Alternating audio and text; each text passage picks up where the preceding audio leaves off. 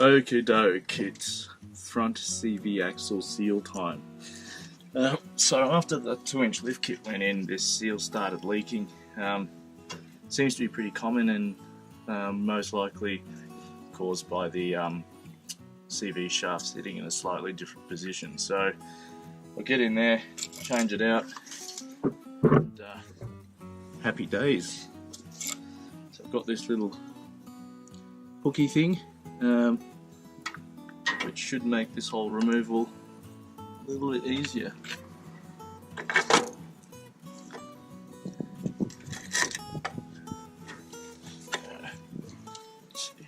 Let's see if we can get this out. There we go. Didn't seem too difficult. Let's go put that rag there. So that's the old seal. There's the old seal. The outer lip seems pretty good. The inner lip seems pretty good too. It's a little bit soft, but let's compare it to the new one. Okay, so we have the old seal and the new seal.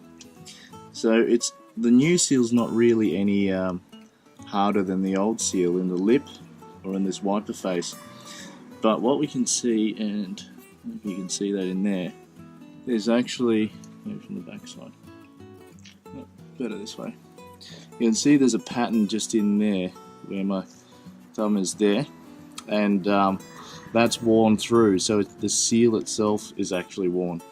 If you compare that to the new one, yeah, you can see that this one has that pattern all the way through right up to the lip there, whereas this one doesn't. Oh, this one doesn't. So this one has the pattern all the way up to the edge, the back lip there, where my index finger is, and this one, it's all worn away up to there. So they do wear out. It's not because they've gone hard, and we'll try to prevent wear when we put the new one in by putting a good film of grease on this between these two lips here to help lubricate that and prevent wear on the CV shaft as well. So we'll clean up in here, lube this up and press it in. Well, we'll probably press it in first, then lube it up. Anyway. Okay, so we've got the seal out, wiped it up, and there's a little bit of residue in there that we'll scotch right up and clean on the mating surfaces, and then we're good to go. Okay, so we'll give this a little bit of a clean up.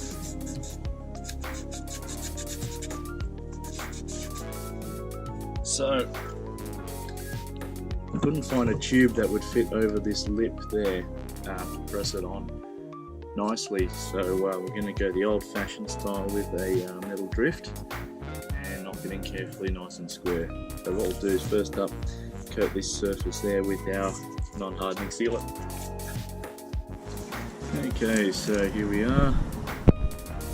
That's the seal all coated up. We'll, as they say in the Haynes manuals, offer it up. So, get it pretty much lined in. Oh, too far. So part of the trick with these things is just getting them seated and started without being too much on the piss. Like that. Start knocking it in.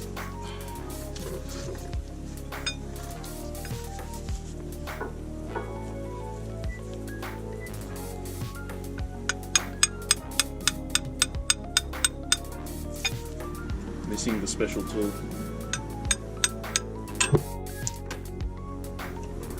Got the special mechanic instead, mate. Extra special mechanic. I wanted to drop one of my boys yesterday. Yeah. I've been back in the workshop today. Yeah.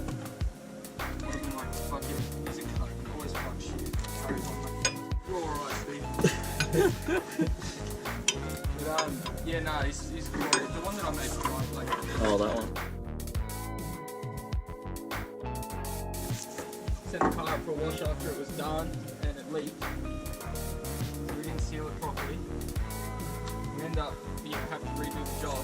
The service advisor who was dealing with it was having like the shittest day already.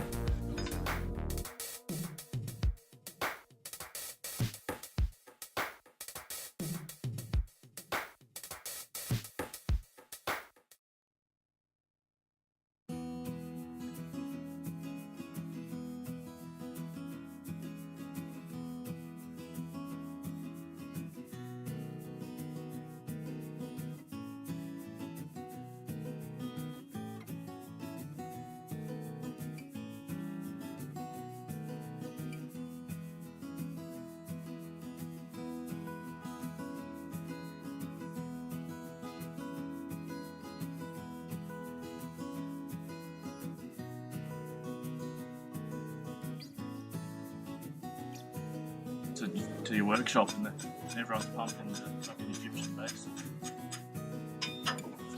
Cranking hard bass and wearing Adidas work boots. Yeah. That's when the bitches get wide, bro. The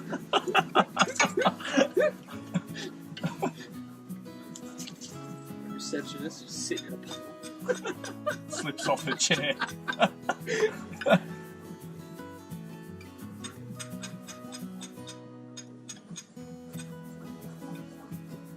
All you need is like some vodka or some fucking kvass or kompot. Sit here fucking techno it away. You should be able to do the squat. You're Asian. It's close enough to slap. Squatting. Too fat, too many kebabs. So they say, mate, heels in the sky, American spy. What? You can't squat on your heels. Oh. That's funny. Oh, here we go. All it took was a good firm tap. Can't complain. Can't complain yourself. Oh, great. Brilliant. Right, fetch me a cake. Right. Where's that receptionist? Tell her to fetch me a cake. You say like, no, fetch me a cake. No, fetch me a cake. Well, that sounded good. Yep, she's in. Got her. Ooh, fucking that was rocking though. Yeah.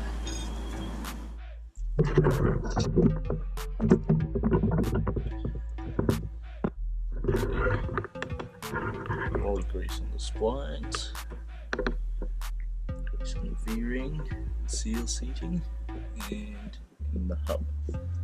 So I can see that.